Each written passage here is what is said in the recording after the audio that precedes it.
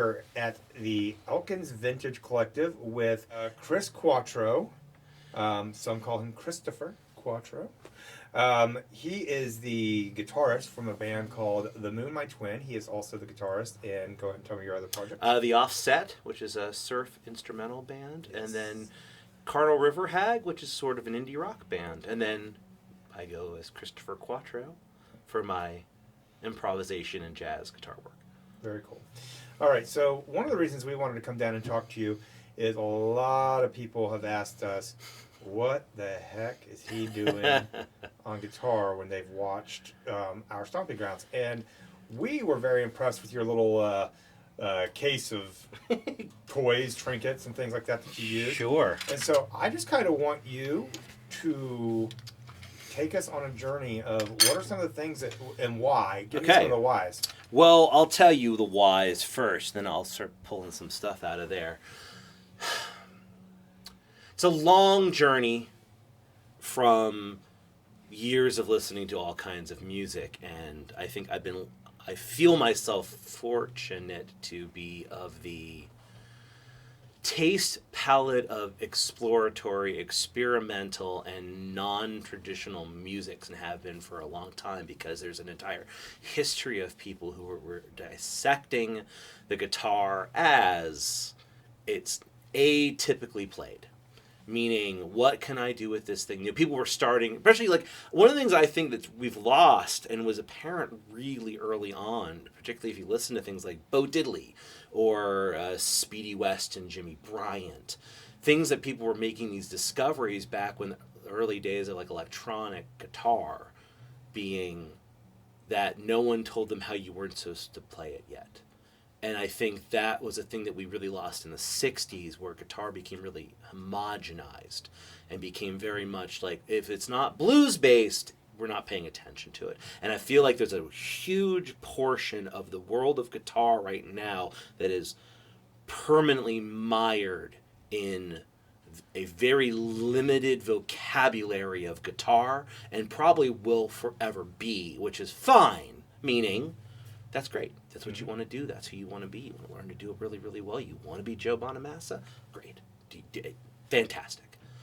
It's just not for me. And It's not for everybody. And I think, unfortunately, thinking outside of the box is frequently done by people who tend to live in the avant-garde, rather than find ways of marrying the avant-garde with more palatable musics. I am in the pursuit of marrying the avant-garde and the more accessible sides of musics at the same time. Right.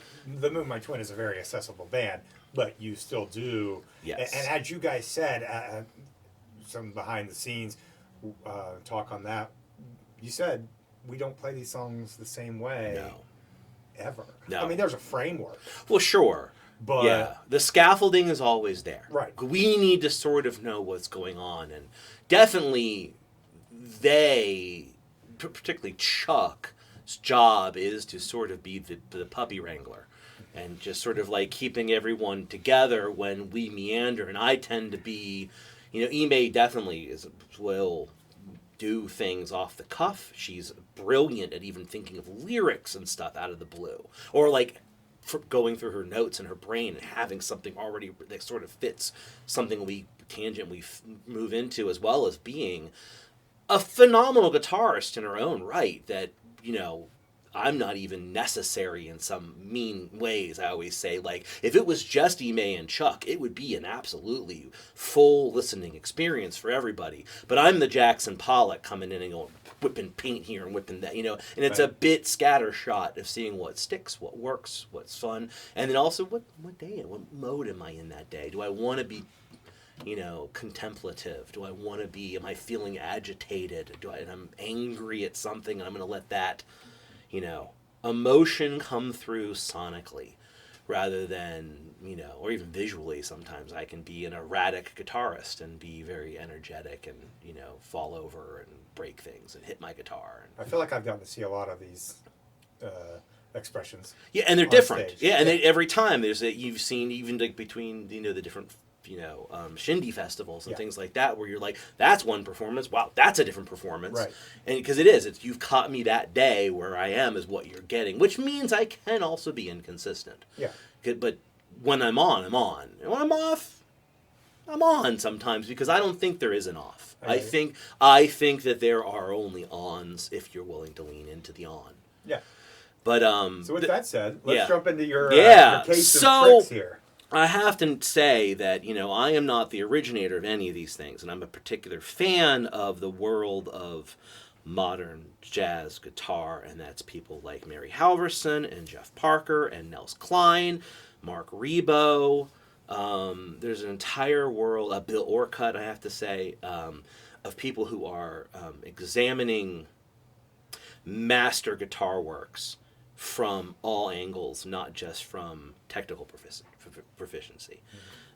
Julian Lage, people like that. And but there's a world of music I love, and particularly Fred Frith and Derek Bailey are two old heads that were doing this stuff way before everybody else, and that was playing prepared guitar, meaning a guitar that's modified to be atonal, or playing with non-traditional implements, and things like here I've got a metal cup holder, and when you play, especially with effects and things on it, Yeah. you've got a percussion instrument as well as Right. it's got a sharpness, it's got a slide. It's really great for like horror movie sound effects, where you can hear that like the sound of bowed strings making a foreboding ambience. All of a sudden now it's accessible with a tiny little piece of tin. I think the one most people think of me or now have connected to me, which I took from Fred Frith, is a paintbrush, which is a phenomenal two-sided implement Right. of really, really controlled bowing that lets you do something like almost like a violin bow, especially with nice, really thick ambient reverb and delays and things. All of a sudden, you've got this almost like a synthesizer sort of pad that fills in space really nicely, but not loud. But then you've got the back end, which you can then use to make harmonic things, or even, smack things. Like, I always think that one of the most ignored parts of the guitar is the sections behind the bridges and the places where they're above the nut.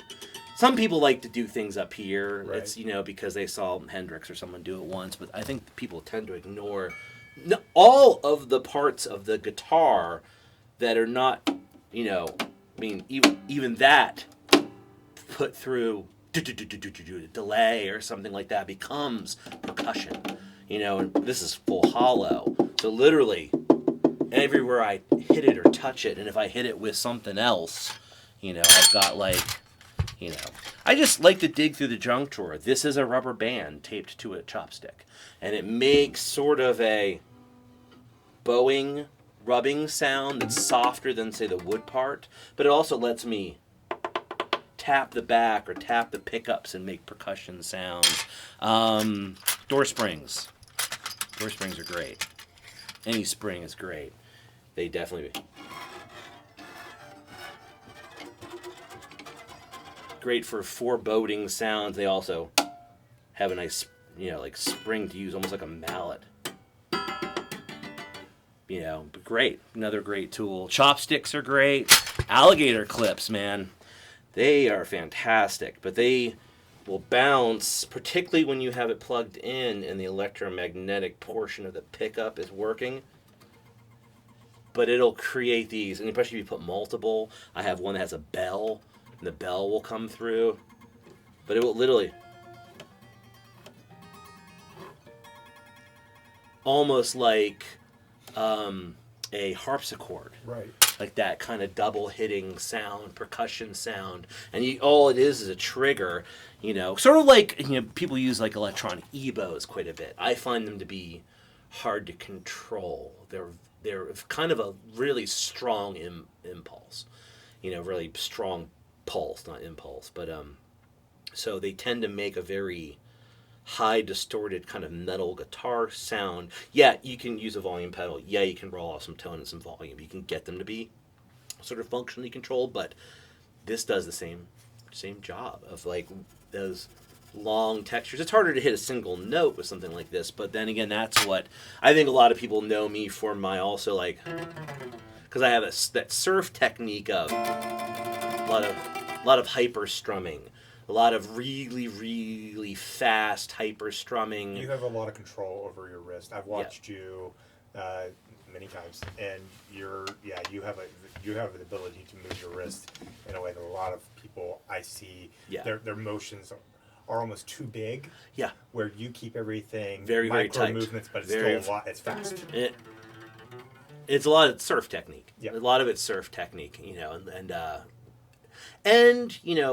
lot of the musics I love. My Bloody Valentine, Sonic Youth, those bands that were taking essentially surf technique and just letting it mutate into different things. Because I think that's why I got into surf music, not only being from the ocean area and having being sort of in the periphery of my life growing up, and being raised by parents born in the 30s and siblings born in the 60s. I think when I first started hearing punk and indie music, I went, oh, that's just like the Beach Boys kind of turned on. Like, hearing the Ramones for the first time, you're like, oh, that's the Ronettes, just mutated. Oh, Sonic Youth, that's literally, the song is literally called, Sister has a song called Pipeline. It's like they're referencing so much of that. And so much of what you hear now, and particularly alternative musics, is really steeped in probably either the Mersey beat thing, or it's really surf when you get down to it, which is also old rockabilly, which is also, so much of that old 50s instrumental music, whether it's sort of country, sort of, rockabilly, sort of surf, sort of garage, sort of all of that stuff that I think a lot of us love, or a lot of us reference, or a lot of us don't realize, like, oh, there was a band doing that thing in 1963 that maybe you've never heard of, but they were doing it before 1993. And I think people start to know it more now, thank God for the exposure to, like, between reissue vinyl and Spotify playlists and just a smaller world, that people are starting to discover the things that used to be in the bottom of dollar record bins that are now, getting critical acclaim finally after 40, 50 years of being sort of obscure.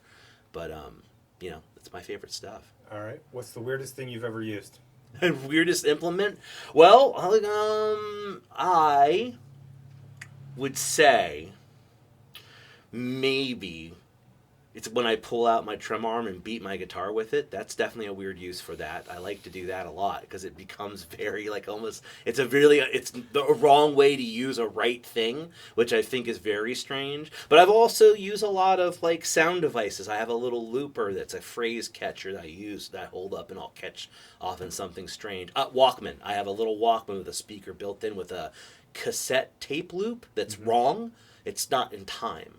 So it's like 7.2 seconds. So where it won't go where it doesn't, where the loop doesn't go, where that doesn't ever go, where anything ever makes sense. Mm-hmm. So that's probably one of the weirder ones, and it's really, really great.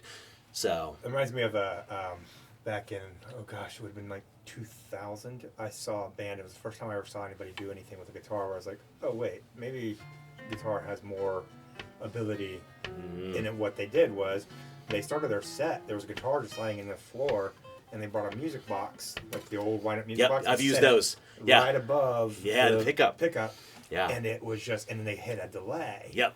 And it was just amazing. So amazing. And, yeah. And that was how they started their set. That's phenomenal. Yeah. I've used a cup music box before. These are just microphones. Yeah. I mean, there's a lot of things out there. I've held Casio keyboard speakers up and hit the keys or drum beats. I've used what's sitting around. The guitar mic stand is a great slide. Yeah. A beer bottle, a water bottle, anything that's percussive, anything that you can do. I'll grab what's in front of me sometimes, and I always have. I had built a guitar once that was sort of like, it was all wrong. Like the strings were wrong, things were wrong. I had pickups stuck places where they weren't supposed to be, and it was meant to be played. Like this is like Fred Frith plays like this a lot, and he plays with bows and cups and bowls, and he takes these things and that kind of stuff, which I love. I do that too, but I think that's the idea is what isn't a guitar implement if you think about it. Like, try it. What does it do? Nothing. Well, then you don't use that one again. Try something else. What's the next thing you have sitting in your trunk drawer? Like, I literally have like the end of a spoon because it does. And it'll bounce too. But it'll do things that maybe nothing else will do. Or even like sometimes what does a long implement that's out of my control do? Is it like, having that extra raking sound, does that do something interesting? Does it do something annoying? I don't know. It just depends on sometimes what you're doing and when you're doing it. It's worth giving it a shot. I just think I want people to get out of their programmed comfort zone, to me, of like we are firmly hero worshipping as musicians most of the time. There's very little originality. True originality. Most people are the product of something that you would literally have to be born in a box and handed a guitar and never heard music to make somebody do something probably original, because we hear it everywhere. It's permeating music. So you can't help it. If nothing else, it's in reaction to, even if it's not a copy of. So I'm not doing that, and then you do something else. It means you're still doing something influenced somehow, and I'm no exception. Except that I want to buck that trend. I want to try things that don't always work. I also like things that don't always work. I have a sense of humor about all of it, and I think I have an absurdist sense of humor, period, and a fairly dark sense of humor. And I think that comes through in my guitar playing, because I don't mind something that's disruptive, particularly in a moment of something that sometimes can be a little passive. I don't mind doing something that's a little jarring. I don't mind finding a sound that's kind of ugly. I don't mind finding something that's not correct. I think there's a big distinction between, and I may have said this before, between right and correct. There is always right, meaning I am playing in this time, I'm playing in 4/4, I'm playing 440, beats per minute, this frequency, my A is this, I'm playing the theory correct of this scale against this chord, I'm playing it precise, and that's right. But is that correct? Because sometimes correct is what makes something have a personalized fingerprint that I think we're getting away from in a world of computer-aided control, and generations of people who grow up with guitar lessons from the get-go. And I think, we didn't have that once in a world. And I think when you listen to, a lot of people love to say, oh, we're never going to have records like we did in the 60s again. Well, why is that? Yes, you can't escape the history of the way the culture shifted, the way music has shifted, the way the accessibility of music has shifted. But I also think you can't get away from the fact how music was once made, and that was much more human and tangible. You can hear the fingerprint, listen to an old Wrecking Crew song, an old Simon and Garfunkel. Listen really into the background. It's not perfect. They're not on 100%. There are some things where you can tell that there's a room full of 30 musicians they're on take 3 and they're still figuring it out. It might be the song we all know and love, but that guy is still figuring out his part, and he's making it to the end of the song, but it is not a flawless, perfect idea. It's doing the job, though, but it's what's making that song have that beautiful humanity that I think even the most basic bedroom pop artist is in control of, making everything very, very, very perfect. And I think perfection is very boring. For people who love it, who need it, who are obsessive compulsive about it, people who want a perfect, polished pop hit, great, do it. That's fine. There's a world for you, too. I just think we spend right now, particularly where so much of our influence and so much of our judgment about our own playing comes from these kids who have sat in their bedroom with their guitar lessons on TikTok and they have nailed something. And it is like, how are you 7 and you're going, you know, again, there's a world for you too. I'm not here to say that's bad. Right. Just, it's one way. Don't aim for that. It's not the place to aim. That's great if you want to say that is what you want to do. Cool, fantastic. But you certainly don't need to. And you certainly don't need to be proficient to think outside the box and do something interesting if you're willing to let yourself try things and not do them right. Like you can do that today. Matter of fact, you don't have to know how to play guitar and pick up a guitar and play it wrong. Like, which could be right, depending on what you want to do. There's a whole world of experimental guitar work. There are people who are unskilled guitarists who are making noise to most people. And I appreciate that. It's not always an easy listen as a passive observer. It's hard to hear people sometimes making feedback and making really unpleasant sounds. I find them interesting because I like to see the limitations of what this thing will do. What happens when I do something wrong? What happens if I go, in the middle of something, and where does that go? What does it lead to? What if I do why am I beholden to strum between this 4-inch area and play only between these dots? Why am I not allowed to do something down here or back here or something here or put something else or attach something or even put 2 side by side and see what this does? Like, I just think that there are a lot of these things have been explored. A lot of people have been out there. There are so many people who are famous improvisers, experimental musicians, but it doesn't mean you can't still do it. And maybe you'll find something interesting or nothing else.